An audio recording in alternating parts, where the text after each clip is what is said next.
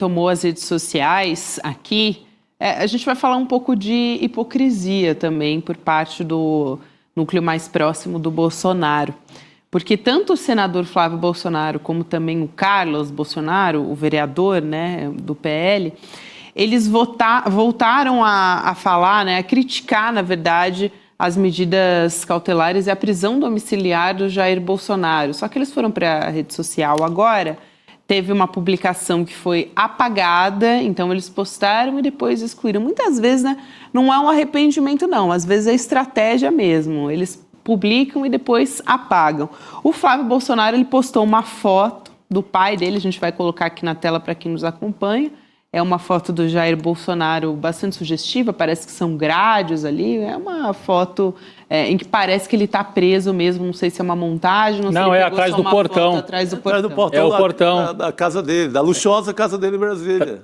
Tá desfocado o portão em primeiro plano e o Bolsonaro... Aquelas fotos que fizeram no Bolsonaro quando ele estava para fazer exame, isso. Algumas imagens que os fotógrafos conseguiram fazer. Agora dá para ver melhor, é ele em casa mesmo. É uma dessas fotos, só que mais aproximada, então dá a impressão de que é uma prisão realmente, né? Que são as grades de uma prisão convencional. Mas o mais importante é o texto, né? Que o Flávio Bolsonaro coloca naquela primeira postagem ele ali. Ele está dizendo, parem a tortura, pelo amor de Deus.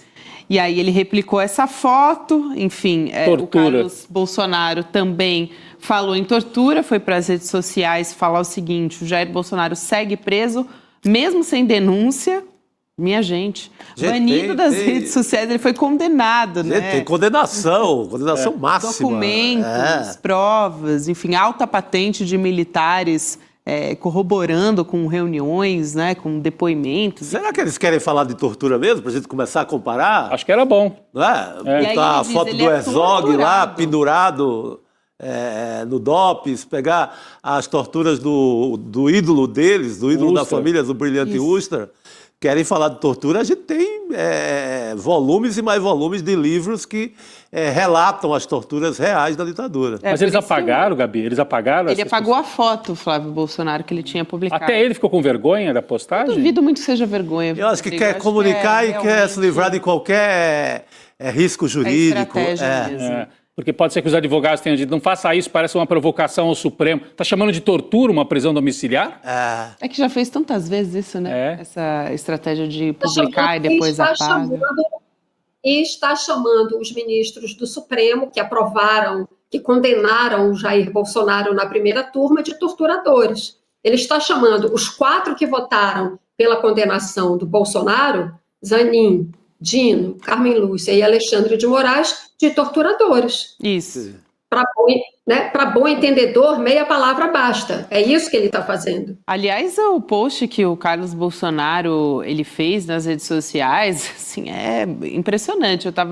A gente está com ele aqui na tela, ele diz que ele é torturado, vigiado covardemente, definhando dia após dia, sendo assassinado lentamente, com requintes de crueldade, propositalmente colocado em um inferno físico e psicológico. Quem ainda considera esses absurdos algo normal e silencia diante dos arroubos contra a lei, bom sujeito não é. O arroubo contra a lei... Contra a lei, foi ele que fez, né? Convocando o general para dar golpe, querendo matar, operação para matar Lula, Alckmin, o próprio contra a lei Alexandre de Moraes. Né? A própria trama golpista, contra a Constituição, a democracia. Não, eu ia só lembrar que no voto pelo impeachment, no golpe contra a Dilma, a frase do Bolsonaro foi, em nome de brilhante Ustra, o terror de Dilma Rousseff, ou seja, ele louvava a tortura contra a Dilma. Então, se está passando por algum...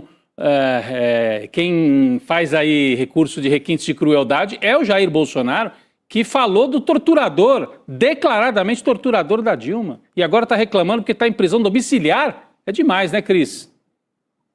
Não, e outra, na segunda-feira, quando o Tarcísio esteve aí para visitá-lo, né? Tarcísio, governador de São Paulo, que parece que não tem problema nenhum para resolver em São Paulo, porque agora vive viajando para discutir candidatura ano que vem, segunda-feira ele estava em Brasília, né? E tem uma foto do Bolsonaro, ele e mais algumas pessoas, nessa mesma circunstância dessa foto aí que ele aparece com a grade e tal, da casa dele e tudo mais. Na foto, o Bolsonaro parece muito bem de saúde, muito bem. Não tem nada de tortura, de mal-estar, de estar passando mal, né? De estar definhando fisicamente. Na foto, agora, bem recente, segunda-feira, em que ele aparece com o Tarcísio de Freitas, ele aparenta estar muito bem. Olha, tortura é o que ele fez com os pacientes de Covid em Manaus. Tá aí a imagem que eu falei. Olha aí, rindo, bem tranquilo, tem nada de tortura. Como eu disse, tortura é o que o Bolsonaro fez quando era presidente e tinha o poder de fazer e desfazer qualquer coisa nesse país. Ele fez ao negar oxigênio para os doentes de Covid que morreram sem ar, asfixiados numa cama de hospital em Manaus. Aquilo sim foi tortura. E tortura maior ainda, para quem ficou e quem assistiu aquilo, foi ele zombar dessas pessoas, zombar das pessoas que morreram com falta de ar, né? Quando ele faz ele tenta imitar uma pessoa sem ar, desesperada, morrendo sem a menor assistência nos hospitais de Manaus. Aquilo sim é que é tortura, e que a gente espera que ele ainda responda e ainda seja punido por isso. Flávio Dino agora pegou o relatório da CPI da Covid, abriu o caso lá no Supremo, e eu espero que a gente ainda tenha muitas respostas sobre esse caso e que a gente ainda veja Bolsonaro punido também pelo genocídio de 700 mil brasileiros durante a Covid aqui nesse país. Muito bom. Cris, também aqui aproveitando a sua presença, a gente, quando começou o ICL Notícias segunda edição, a gente sempre tem aquela chamada de abertura e a gente viu uma vereadora, né, dando uma declaração tanto quanto absurda, para dizer o mínimo, a vereadora do Republicanos, Elizabeth Maciel, que é do município de Borba, fica no interior do Amazonas. Ela disse, com todas as letras, tá, gente, numa sessão da Câmara Municipal, que é a favor da violência contra a mulher, não foi um ato falho. Essa fala aconteceu essa semana, na segunda-feira. Ela estava, né, falando em defesa do vereador Pedro Paes, do União Brasil, que foi denunciado por uma outra vereadora depois que ele levantou o dedo na direção dela durante uma sessão. Então a gente assiste o trecho dessa fala agora para entender melhor esse contexto. Vamos lá. Eu digo com toda sinceridade, eu aprovo, eu sou a favor da violência contra a mulher. Sim, quando o homem bate na mulher, eu aprovo. Mas eu também sou contra, como mulher. A mulher também tem mulher que merece apanhar. Parece que foi um ato falho, só que logo depois ela reforça duas vezes. Não, ato falho, né? Nenhum. Então ela realmente, assim, não tem mal entendido nessa fala, não. Depois ela foi para as redes sociais pedir desculpas pelo discurso de ódio, disse que foi uma fala extremamente infeliz, que ela usou uma expressão totalmente inadequada e que não corresponde com o que ela realmente pensa. Ela disse ali com todas as letras, é o que ela acredita. Foi o que ela disse em vídeo. Ela, inclusive, repete, ela dá ênfase, né? É uma fala, inclusive, pausada, não é no meio de uma comoção, de uma briga, de um bate-boca. Ela está ali num púlpito, me parece o púlpito onde falam os vereadores, né, dessa Câmara Municipal. Portanto, uma fala concatenada, bem pensada, né? É o que ela pensa. Essa desculpa que ela gravou depois é porque ela viu, evidentemente, a repercussão nas redes sociais. Esse vídeo chegou para todo mundo, né, pelos mais diferentes canais. Agora, uma coisa aqui para a gente observar. Ela é do Republicanos. Republicanos é um partido ligado à Igreja Universal do Reino de Deus, né? Uma igreja neopentecostal, com discurso ultraconservador, de submissão das mulheres, né?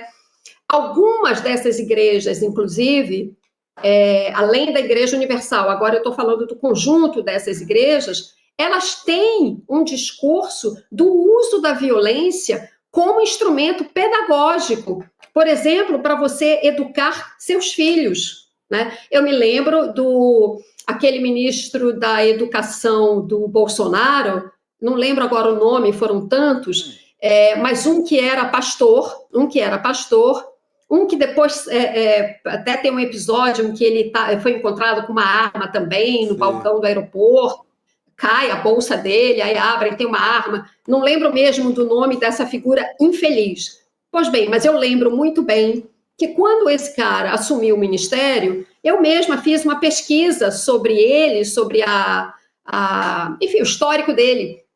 E ele, como pastor, eu escrevi sobre isso. Milton Ribeiro, né? Milton Ribeiro. Ele, num discurso, numa preleção dele, no púlpito da igreja dele, ele defende o uso da violência para você educar crianças.